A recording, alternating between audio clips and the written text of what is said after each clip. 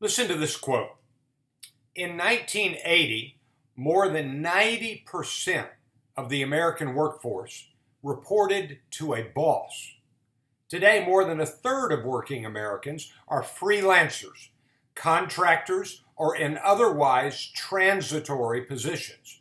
The workers who have succeeded in this new economy are those who know how to decide for themselves how to spend their time and allocate their energy.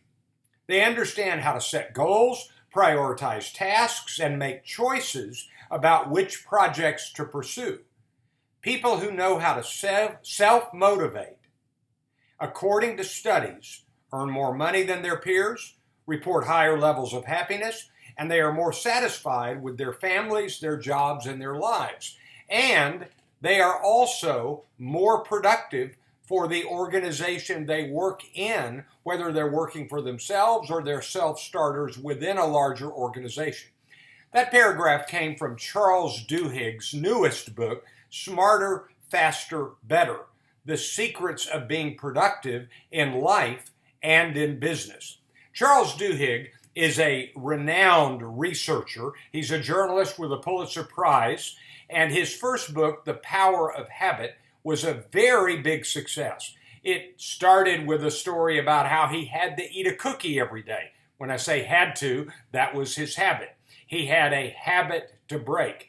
And then he told stories from Alcoa and Paul O'Neill, who was a master list maker. And he developed the corporate habit of safety that launched Alcoa into a great number of years with greater productivity and greater profit. Well, the power of habit was about corporate habits and personal habits, and now Smarter, Faster, Better, well, the title sort of says it, doesn't it? All of us want to work smarter. We don't want to do anything that isn't working. We want to look at the data. We want to find out what works. So we want to work smarter. We want to work faster. We want to not waste time. And we don't want to waste time doing something that takes too long if there is a shorter, faster way to do it. We don't want to give up quality, but we do want to increase our speed and our capability. And then, of course, better. What is the best way to work? And the data is very clear that we have some best ways to work, and we ought to study the data and learn about that. Now, the stories in the book, Duhigg is great with stories, are things like this. Google, you may have heard of Google, Google has studied effective teams, and they've come up with very specific steps on how to be a successful team.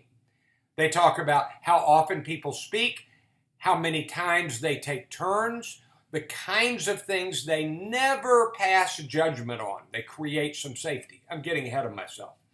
And they have a great story in the book about Toyota taking over a plant in Northern California and implementing the pulling of the andon cord. That is the cord where any worker can stop the assembly line. They can stop the work at that moment. And so they pull the cord, stop the work, fix a low quality moment, put in a fix, have high quality, and that makes all the difference. And in the book, he talks about how difficult it was for people who had worked in a plant where stopping the line cost a fortune. And so they basically learned to let low quality go by, and now they had to stop the line in order to have high quality. And so that's the story of the andon line. There are other great stories in the book, but in this 10-minute video, I want to go through the 8 areas where he has researched, and he says if you'll work on all 8 of these, you will work smarter, faster, and better. Area number 1 is motivation. And this is the idea of making sure that everyone is motivated from the inside out, what Daniel Pink in Drive called intrinsic motivation. Here are the lessons. Because we live in an increasingly self-directed era, number 1, people need to feel like They are in control and make their own choices. He's got a great story about some residents in a nursing home, and they literally pulled cabinets off the wall. They literally rearranged furniture themselves, even though they might not have had the strength when they were younger. The administration, the workers at the nursing home said, we can do this for you. And they wanted the control themselves, and they did it. And then the second lesson under motivation is people need to know their why and tie their actions to their why. This is why we're doing what we're doing. They have to know the meaning, and it has to be meaning that comes from within. The second area is teams. This is what I mentioned earlier from Google. And there are great studies, and there's a great story about the brilliance of Lorne Michaels, how he said, this is his 40-year run at Saturday Night Live, Lorne Michaels said, you know that line, there is no I in team? Well, I wanted a lot of I's on our teams. All right, here are the two lessons. Number one, team members, group members, need to feel a sense of psychological safety with high average social sensitivity. No ridicule, no mistreatment or judgment or false evaluation or mean, harmful evaluation of others. People can feel free to say whatever they're thinking. And number two, all members speak about the same amount of time in meetings. There's actually a line in the book where some group leaders, team leaders, will put a check mark beside each person when they speak, and until they're about equal, they won't consider the meeting to have finished. And so the idea is you're really pulling the input from every participant. Number three is focus. And he's got a story about an Israeli analyst back just before the Yom Kippur War, whose tunnel vision, whose cognitive tunneling kept him from seeing the danger. And so beware of cognitive tunneling, snapping to attention, focusing on too few elements instead of a big picture. He's got a great story about a pilot that did not crash. Learn to create mental models and create the mental models. Number four is goal setting. We all know about the SMART goals.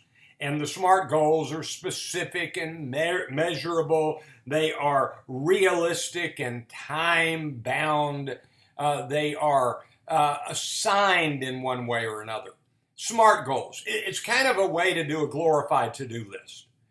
In reality, what we need are what he calls stretch goals. He talks about how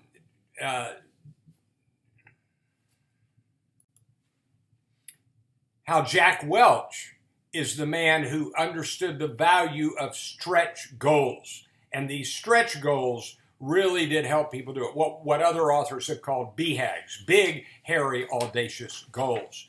All right, number five is managing others. And the idea here, very simply, is you make every person responsible. Give them some actual authority. This is the Andon cord with the Toyota plant, that you give an individual worker the authority and the power to actually stop the assembly line. Number six is decision making. And here, the idea is that as you make decisions, it's important that you study the failures as well as studying the successes. And you deal with probabilities. And so he's got some lessons in here from a great poker player. So you deal with possibilities and probabilities, and you begin making your decisions based on that. In other words, you never know everything. Number seven is innovation. He has some great stories about the musical West Side Story and the Disney movie Frozen. But he says, number one, learn to mine, collect, generate, and combine ideas. Old ideas with new ideas, disparate ideas. But one of the points is you've got to come up with a lot of ideas. It takes a lot of ideas to come up with the best ideas. And number two, it really helps to work across groups. And so you work more widely, you read more widely, and you think about ways to connect in the midst of great diversity of work experience and thought. I thought of the idea from Thomas Kuhn, The Structure of Scientific Revolutions. He coined the word paradigm. And Thomas Kuhn said paradigm shifts come from outsiders. I like that. Outsiders. Number 8 is absorbing data. This was an intriguing chapter of the book. He talks about a Cincinnati school district, and a school especially, where the teachers began to take all of their data away from their screens, put them on paper, index cards. They put them up on walls. And they began to see connections that the screens would not have allowed. Here's a specific example. They had teachers teaching different classes discover that their students rode the same bus route home, and so they started assigning the same homework that these students could do together on their bus route. And so he talks a lot about the value of using paper, that screens are not as visual. And he says, and studies have said this, I've read this now in 2 or 3 books, Deep Work by Cal Newport is one of them. He says, people remember better when they take notes on paper rather than when they type on a screen. So those are the 10 elements. Here are my 7 takeaways and lessons very quickly. Number 1, a sense of an internal locus of control is critical to productivity. This is a learned skill. Cultivate the skill of making the decisions from the inside. Number 2, make a choice that puts you in control. Whatever you're doing, make some choices that put you in control. Number 3, this is interesting. The more women members you have on a team, the better the team is. The higher percentage of women, the better. It's even better to have nearly all women, because women have higher average social sensitivity. I jokingly say, and the research almost bears this out, that men are born with a listening deficiency gene. They interrupt people too much, and they interrupt women too much. And the more women you have, the more you get the input from the women. Number 4, you really can't work on too many things at once. Work on fewer things at a time. Single task. Don't multitask. Number 5, sometimes you have to go for really, really, really big stretch goals. In the book, he tells the story of the first bullet train, where they had to go from about 55 miles an hour to 120 miles an hour. And they figured out how to do it by going straight instead of making turns. Number 6, you probably should write more on paper. I'm a fan of this. I use physical handouts in my book briefings and all of my presentations. And number 7, and you probably should read much more widely. There it is. Just over 10 minutes. Smarter, faster, better. The Secrets of Being Productive in Life and Business by Charles Duhigg.